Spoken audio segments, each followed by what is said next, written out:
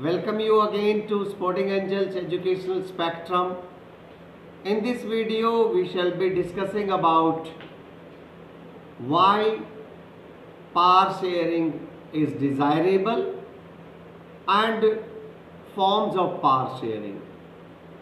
See, power sharing is desirable basically for two reasons.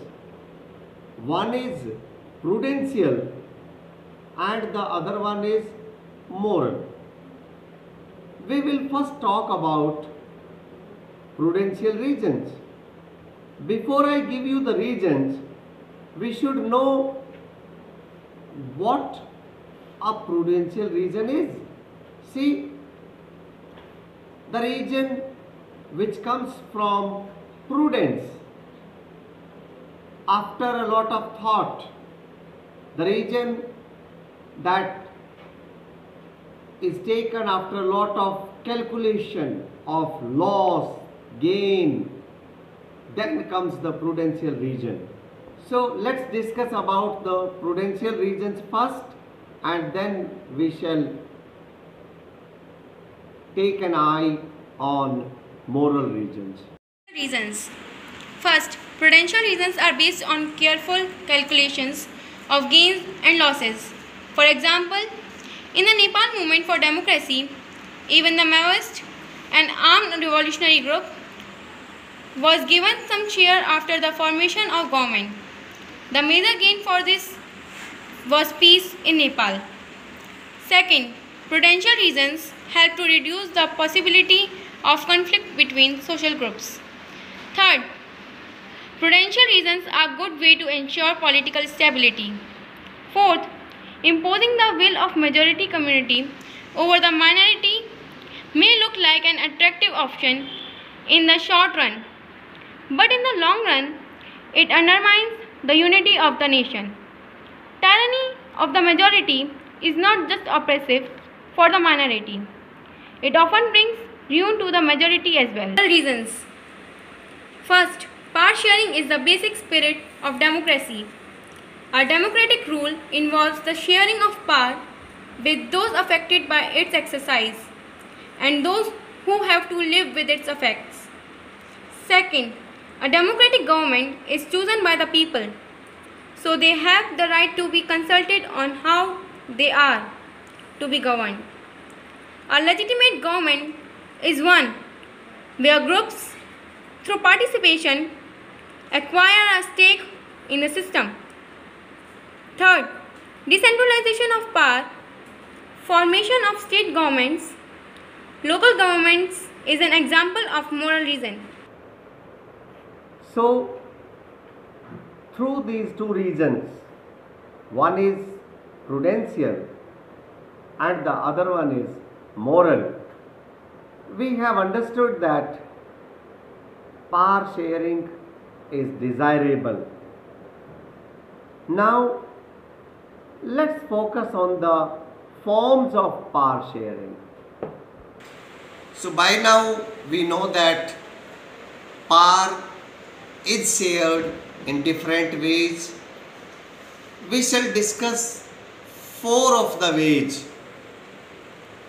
Number one, we shall be discussing power sharing among the different organs of the government, that is the horizontal power sharing. Then we shall discuss about the vertical power sharing, the different levels of the government, that is the federal government. And then of course we shall discuss about the power sharing among different social groups, that is community government in case of Belgium. And then lastly, do you feel that the opposition parties, the pressure groups, the movements, they also share power when they influence the government? So let's go through these 4 points in detail. Is shared among different organs of government, such as the legislature, executive, and judiciary. Let us call this horizontal distribution of power because it allows to different organs of government placed at the same level to exercise different powers. Such a separation ensures that none of the organs can exercise unlimited power. Each organ checks the others. This results in a balance of power among various institutions. Last year, we studied that in a democracy, even though ministers and government officials exercise power, they are responsible to the parliament or state assemblies. Similarly, although judges are appointed by the executive, they can check the functioning of executive or laws made by the legislature. This arrangement is called a system of checks and balances. Power can be shared among governments at different levels. A general government for the entire country and governments at the provincial or regional level. Such a general government for the entire country is usually called federal government. In India, we refer to it as the central or union government. The government at the provincial or regional level are called by the different names of different in different countries. In India, we call them state governments. This system is not followed in all countries. There are many countries where there are no provincial or state governments. But in those countries like ours, where there are different levels of government, the constitution clearly lays down the powers of different levels of government. This is what they did in Belgium, but was refused in Sri Lanka. This is called federal division of power.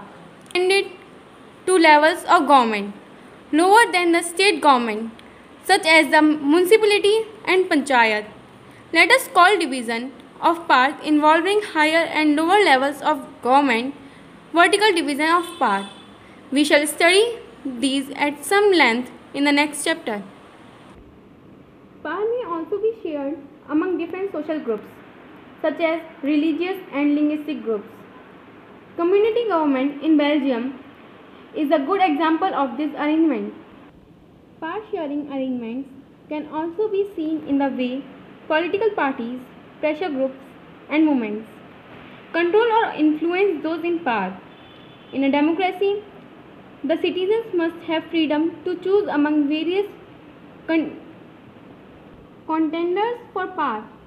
In contemporary democracies, this takes the form of competition among different parties. Such competition ensures that power does not remain in one hand.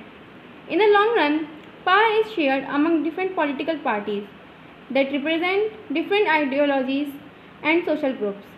Sometimes this kind of sharing can be direct when two or more parties form an alliance to contest elections. If their alliance is elected, they form a coalition government and thus share power. Today, NDA has got more than 20 parties in it. So, there is a coalition government at the center, right? It is not the BJP alone that rules the country. So, other parties are also sharing it. Similarly, before 2014, the UPA was ruling the nation. Even UPA had formed a coalition government. It was not a single Congress government in our country, but it was a coalition government. The UPA is a alliance of many parties.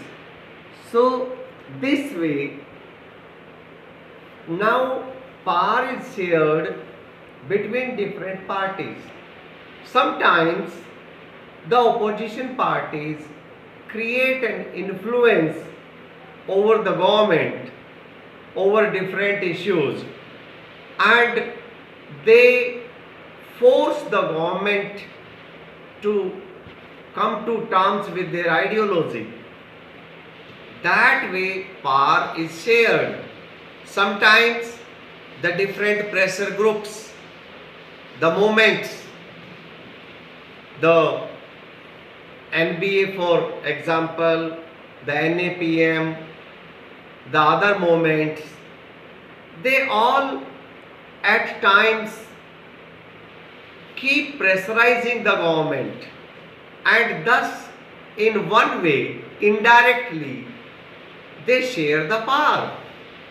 So this is what power sharing is. I hope you have understood it clearly. I wish you watch this video twice